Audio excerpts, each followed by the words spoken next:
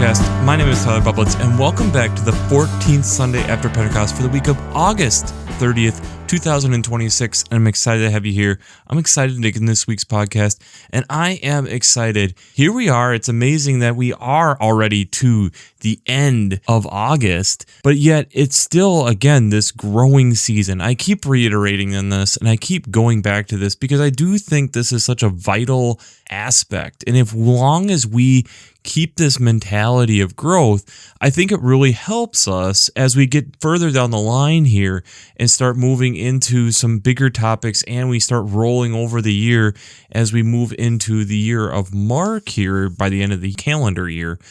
But it's one of these moments where we have to continue to build that habit. It's really easy in the summer months to be busy with all these other things, and then that just continues to roll and roll and roll again. So this idea that we're building this habit of continuing to get into the Word, I think is really important and very important skill for us to continue to be pondering and working on.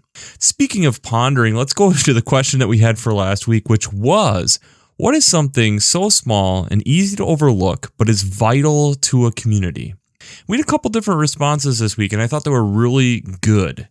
First and foremost, we had children, the voice of children, and how easy it is, especially as adults, to overlook what they're saying, overlook what they're seeing, overlook things, and not take them as credible sources. But yet, there's plenty of times because they look at the world differently. They haven't necessarily been trained to look at things in a specific way.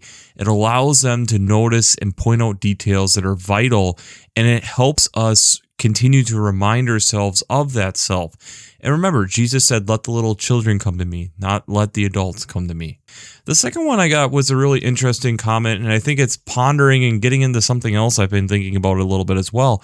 And this person's comment was talking about how vital it is for communities to have music, specifically live music. And this person kind of got into and talking about how you used to have a lot of like community bands and things of that nature, and how a lot of that has kind of dwindled off. And I would argue some of this, I think, is one of the problems I think that's starting to be systemic, at least here in the United States, is this idea of efficiency, and everything has to be perfectly efficient. And if you're doing something that isn't causing you to make money or moving you towards something like that, what are you doing it for? And I think in that, it loses the vitality of also having fun. And I think a lot of times music can help inspire that, inspire creativity. And if we lose this aspect of fun within business, within life, within communities, I think it really deteriorates what we have experienced before. It leaves us desiring and wanting more and being able to get more out of life. And yet, then we can't because we don't have the creativity. We've sucked so much of that out because we're looking for efficiency. And I think that's something as a world that we really need to look at, consider, and contemplate as we are continuing to move forward is efficiency the goal, or is the goal creativity and fun and things of that nature, which I think helps us go deeper also scripturally into our text. Speaking of our text this week, let's just jump into it. One of the Old Testament texts that we can have this week is out of Exodus chapter 3, the first 15 verses of it. This is, again, continuing on that story of Moses, and this is a fairly familiar text of the burning bush with Moses. But we have to remember what is going on here with Moses. Moses is out keeping flocks for his father-in-law. The Lord appears to him in a bush, and the flames do not consume the bush. And yet then we get this reminder for Moses to come closer, but to take off his sandals, that he is on holy ground. And God then reminds him, I've seen my people. I'm seeing the misery that's going on in Egypt. I want you to go and get my people out of Egypt. And I find it kind of funny where Moses is like, with all due respect, what are you expecting me to do? Just go up to the Pharaoh and be like, hey, we're going to have our Israelites leave, peace out, no problem. And that really doesn't work, and so God is stating, no, I'll be with you. And then Moses kind of also comes back with, how are the people going to trust me? He's remembering there is an incident that he does when he was working for the Pharaoh that ended up killing some Israelites, and that's kind of how he gets to this position to begin with. And God responds with, I am who I am. Just respond to the Israelites that I am have sent you. And so this aspect of God encouraging Moses, I will be with you. Don't worry about it. I know this is an unexpected source for you and for them, but I'm still going to be with you and guide you through it. The psalm that goes with that then is Psalm 105, the first 6 verses of it, 23 through 26 and 45b. This then is this recognition on, one, making known the works and things that God is doing and making sure that God's name is rejoiced. And that we then continue to seek that out, looking for God, remembering what God has done, remembering the times and what God has done for God's offspring, and thus being able to deliver the people out. We then also get where we start getting into like verse 23 and go even a little bit before when we started talking about verse 6 here too, the recognition of what God has done before and recognizing and reminding that there was Moses, there was Aaron, this idea of how they were able to work together to bring forward what God is stating. And even though people were hard and crafty and menacing at times, the God still prevailed and brought them through. The other Old Testament text this week is out of Jeremiah chapter 15, starting at verse 15 through 21. This is this moment where the prophet Jeremiah is kind of questioning a little bit on what am I supposed to do? The people aren't necessarily excited for what I have to do, but it's also this moment of where Jeremiah is kind of going back and forth and remembering what has been done before and how God has continued to deliver them, even though this is not necessarily easy what God is asking him to do.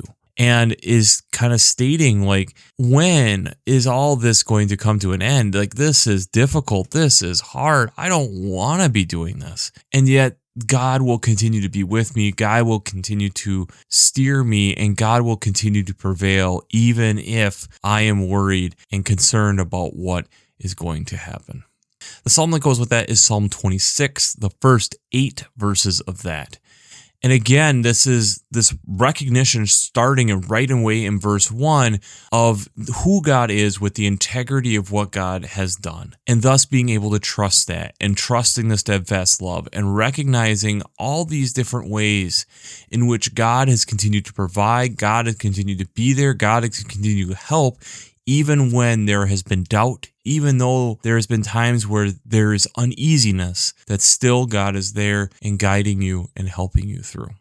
The epistle text or second reading this week is out of Romans chapter 12, starting at verse 9 to 21. And this then is kind of continuing in this idea of what should we be doing then with our neighbors? That we're wanting genuine love. We're wanting to make sure that we have mutual affection for each other, that we are recognizing the hope that is in people and recognizing how we can come together and work together and recognizing that, yes, there's going to be times that people are persecuting, but this is also sometimes for us to continue to remind us on who the people are that we should be associating with closer. And it doesn't mean that we don't hear it. It doesn't mean that it doesn't cause us to reflect, but it's also not a moment where we turn around in anger. This is a moment that we recognize the wisdom of what God has continued to do, and we handle things peaceably. And this is a moment where we make sure that our quote-unquote enemies, that we're treating them better, and recognizing that in doing this and treating them in ways that they don't expect, it's hard for them to continue on with that evil spouting if you turn things around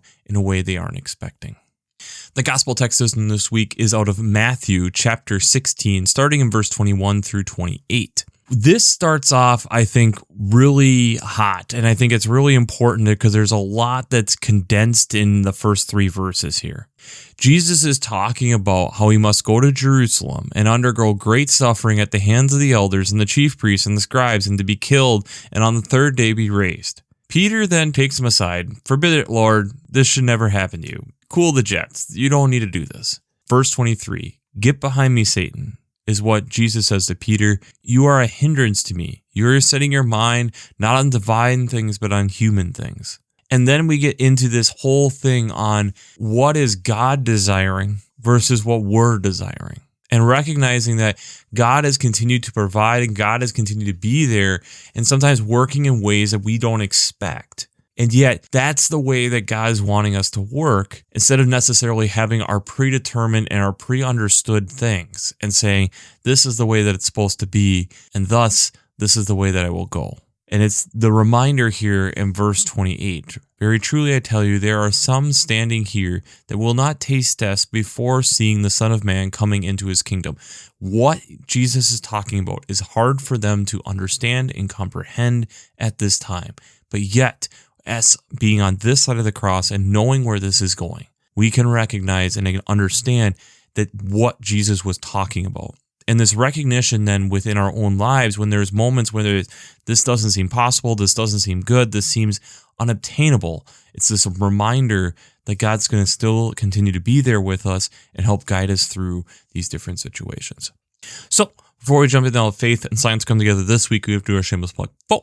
Working Preacher. If you haven't checked out Working Preacher, I'd highly recommend it between their Sermon Brainwaves podcasts, their commentaries, their discussions. Since I'm not an ordained minister, I use them on a weekly basis to help give me some ideas and direction, ways to be thinking about these texts, along with hearing it from some great biblical scholars, along with just the great commentaries and archives of data that's really right there at your fingertips. So if you haven't checked out workingpreacher.org, I'd highly recommend it. I'd also highly recommend checking out the Revised Common Lectionary coming from Vanderbilt's Divinity Library. I really enjoy how they lay out the text week to week, along with having art, prayers, liturgical colors and hymns, daily readings to get you into these texts. It's such a vital thing to be able to help prepare you for whenever your worship service is. Get into these texts. Keep going. Dig that little bit deeper. Prepare your mind so that when those sermons come, when those homilies comes, it allows you to go that much deeper because you have heard it recently. You've gone through the text. You've started to do some more of that additional study. It's amazing how much deeper and how much more you can pull out of these texts when you do that. So if you haven't checked out the Revised Common Lectionary coming from Vanderbilt's Divinity Library, I'd highly recommend that as well. I'd also highly recommend checking out the Green Blades Preaching Roundtable and the Green Blades Rising publication. These are either a weekly reflection or a monthly newsletter going through ecological echoes, implications, and urgencies within the weekly lectionary, along with having some additional events, event notices, and some additional green notes, if you want to put it that way, things to be thinking about from a more of an ecological perspective. If you enjoy listening to this podcast for a half an hour each week, I know you're going to enjoy the resources over there. So I'd highly recommend checking out the Green Blades Preaching Roundtable and the Green Blades Rising publications. Finally, I'd also highly recommend checking out Esong Nadali Teddy's article, Beyond the Argument, Where Science and Scripture Meet. It's the second link down in the references section, and it's a great place, especially if you've been going through the faith and science debate and discussion for years, or you're just dipping your toes in. It's a great foundational piece. If you haven't checked this article out, I'd highly recommend it. It's amazing at being able to help start to lay that foundation of saying, no, science and scripture work together instead of working in competition. So if you have questions or things that you're wondering about, that is the place that I would start when you're starting to look into the faith and science discussion. So I'd highly recommend checking out Beyond the Argument, Where Science and Scripture Meet by Esong Nadali Teddy. That'll be the second link down in the references section. It's amazing when we start thinking about it and we start seeing it this way, from the Romans text on how we're supposed to treat people who are persecuting us, to what Jesus says to his disciple, especially Peter, coming off of what happened last week, to what we have with Moses here. And Moses, there's a lot of discussion within scholarly debates on, was there a stutter? There was obviously some stage fright in some form or fashion for Moses to be leading these people, which we'll get into kind of further later on how Aaron then kind of helps Moses. But this recognition on how God then surprises even Moses here, now with a bush that's being consumed by fire, but is not engulfed in flame. This recognition on how God continues to show up and do things in ways that we would not expect. And it kind of gets back to the question that we even had this last week of the things that we overlook, the things we don't expect, that they have great value. There's a great one that I know I've never really touched on or had a whole episode about, and I was kind of looking through and trying to think about this, and I think this is worth a little bit of a discussion about. And today we're going to talk about the amazing life of Edward Benedictus, who unintentionally has created something that impacts your life on a daily basis, most of us. And without it, I think the world would be a much different place than what we have today. And how the story goes is in 1903, a French chemist, Edward Benedictus, who dabbled in lots of other things, music and bookbinding and art, but he was cleaning up his lab, and a glass flask fell to the floor and broke, but did not shatter. Now, it's a glass flask. We all know what happens when glass hits the floor. It shatters. But in this case, it didn't. And there's a little bit of debate back and forth. Was it like a lab hand or something that they had been working on earlier? They were starting to work with what ended up being like early plastics, that they were taking treated cotton with a mixture of sulfuric and nitric acid. And that together made a solvent that lined the inside of this flask. And even as they had tried to clean it, it wasn't necessarily done super well. And so thus, this broke, shattered, but it didn't fall apart. It stayed together. It stayed intact. Now, this wasn't this like amazing, immediate breakthrough. In fact, it's something that kind of just sat in the back of the mind and, okay, cool. And Benedictus went on to other things and made note of how it looked really cool, especially as an artist, that you had like these prisms and such suddenly being created in the glass. That all kind of changed with World War I, where suddenly this quote-unquote safety glass or triplex became something of desired, and it was seen as something that was an extremely expensive process to be able to do. And so thus, it really took its first major application in 1909 to be used for gas masks for World War I. But based off of what that had happened and being able to figure out ways to make the process easier and easier, that allowed for then in the 1920s, a lot of American automobile companies to suddenly be getting into this, also with a little bit of like motivation from Benedictus as well. This idea, especially at this point, we have to remember the automobile is new. It is allowing humans to travel at speeds they've never traveled before. And thus, when we had plate glass, one of the things that was starting to happen is when accidents were happening, you're getting the quote-unquote broken necklace, where people were going through the glass, and that was kind of the final killing, if you want to put it that way, because of the amount of vital organs that are especially right there in the neck that are necessary for us to survive. Now, as this started to be adopted, there was definitely changes that started to become possible and started to happen, especially with what they were using, the cellulose nitrate that was this plastic that was holding this together. They decided in the 30s to start changing that out because it was cellulose and it was yellowing with age with the sunlight. So they went to a synthetic resin of vinyl butyl that kind of holds these together. Now, what's really happening is think of it kind of as a glass sandwich per se. You have glass on one side, you have this resin or some type of synthetic binding agent, so vinyl butyl in this case, and another piece of glass on the other side. And what that's doing is then when you have a break, it's because of that resin, it's holding everything in place. And we can think about this like when you get a crack in your windshield and it doesn't go all the way through, you can't feel it on the one side. Or when you do have an impact of some nature that the glass all holds there, on the one side you'll feel it, the other side it's smooth because, again, that resin in between is holding those two pieces together. Now, when we think about and look at this story and how this has come to be and how vital this has become. Safety glass was the early predecessor to tempered glass. And most of us who are listening to this podcast carry a piece of tempered glass around with us every single day as your small computing device of a phone of some nature has tempered glass on the outside. And it's that same type of idea.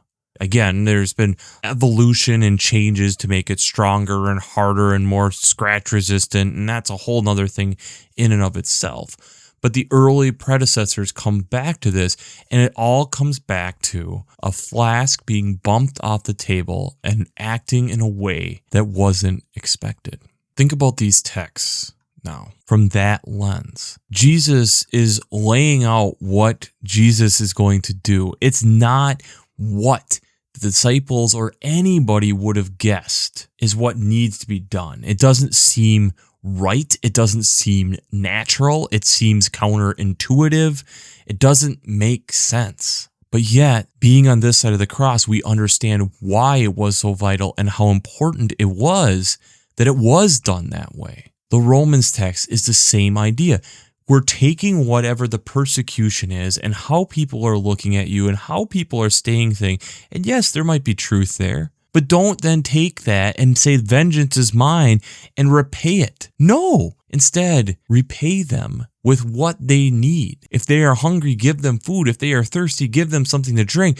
Don't pour and have that fire burn within you. Instead, repay it with kindness. Instead, surprise them and do something that they are not expecting. Jeremiah still goes through with what God is telling him to do, but he still has questions. These people, what are they doing? Why do I have to keep doing this? The pain of what this is doing, but I don't want to turn my back on what God is telling me to do. Moses still goes through, even though scared, worried about how people are going to interpret him, worried about how Pharaoh's going to interpret him. But yet, God's still there. God still ends up working. And as we will continue to go through here, God takes care of Moses quite well. Within our own lives, we start creating these boxes, or we start putting in our limitations, or we hold this vengeance and say that we need to handle it. I know myself, I do that plenty. There's plenty of times where I feel like I just need to solve the solution. And instead, when am I giving things to God and just trusting that God's got it, even though it may seem irrational to me? It doesn't make sense to me. I think there's a lot of times that we put ourselves into these boxes. And when we're in these boxes, it's really easy for us to let the coals and things sit in these boxes. And what does that do? It just burns the box. And that provides fuel for them to continue to chip away, essentially keep those embers burning. But that's not what we're told to do. I think we're all susceptible to this. But the problem is with that is that it doesn't allow us to be surprised, because we are allowing and we're saying this is the way that it's going to be. We're coming in with preconceptions and not allowing ourselves to have our mind refreshed by something different. When we kill with kindness, it allows us to actually be open to hearing what other people have to say, because we're worried more about them than our own selves. And whatever they're saying, we're just not letting it get to a place where it's going to burn within us. It doesn't mean that we don't still listen to it. It doesn't mean that we can't get constructive criticism from it. If we stay so preoccupied on where we are at this moment, there's too much that we end up missing. I know one other example that my wife and I know have experienced with this is I remember early on in our marriage, there was just some stuff that happens, with early marriage stuff. And I remember we had tracked the budget pretty well that year. And I remember we came out of the year feeling better about the year than the way we gone in financially. And when we looked at the numbers didn't make sense. There were these crazy, unexpected expenses that had come up, but yet God had continued to show up and take care of things in unexpected ways, making for it to be easier in certain ways than we had expected. I think this kind of ties a little bit back to last week, where sometimes we get so preoccupied that we miss What are small things that can help us open our mind up to new ways of thinking about things? When Benedictus saw this article talking about the accidents and people dying from the plate glass of the time, and yes, there had been some uses of his safety glass to that point, but it was also then recognizing, no, there's something here, there's something I went through and experienced years ago that might be of use here. Has it been innovated on and continued to be worked on? Of course. But it's also then allowing him to recognize that it wasn't a mistake. Who knows what that initial experiment was actually trying to do? It may have been unsuccessful, but yet they still were able to figure something out. We have to remember that God's way and our way don't always perfectly align. And it's easy for us to have those embers burn. It's hard to put out that fire, and it's necessary at times. So my question that I have for you this week is, where have you been surprised with something where God showed up and surprised you? Where has been a place where God has surprised you? Where has been a place that God has surprised you? I think we need to hear these stories more. I think we need to recognize that we sometimes make science out to be this very professional, very specific. We had a good hypothesis and we proved it. And there's a lot of that does happen. But don't also throw the baby out with the bathwater in the aspect and say, this is all perfectly scripted. Heck no. There's no way that it is. Plenty of times where God does things, surprises us. The experiment doesn't go the way that we expect, and it's something else. There's plenty of examples of it. Heck, there's whole industries that have been made off of mistakes that people made. I think that's one of the things that we need to continue to remember within life. Mistakes happen, and that allows us to move forward and allows us to understand that we aren't supposed to take everything perfectly serious either. Sometimes we're just meant to have some fun too. Peter is very concerned about Jesus and what Peter is starting to see what Jesus can become. Peter doesn't understand the true purpose of what God had sent Jesus to do. Peter was trying to make it from a more of a business perspective, a business decision. Jesus was saying, that's not why I'm here. Sometimes what appear to be the mistakes, what appears to be what are you doing, are sometimes the most important things within our lives. And who would have guessed that bumping a flask in a lab would end up saving lives of hundreds of thousands through safety glass, and heck, be carrying it around with us on a daily basis, a new version of it. You never know where your mistakes are going to lead you, but also then don't prevent other people from achieving where they need to go as well. It's part of the growing process, and it's hard to always navigate, but it's necessary in this life. Sometimes we have to bump a flask and get scared that it's going to shatter and have a huge mess, and we end up finding something greater than we ever could have imagined out of a mistake of a broken flask. So, we'll wrap this up as we always do. I pray God blesses you through your faith and amazes you through science.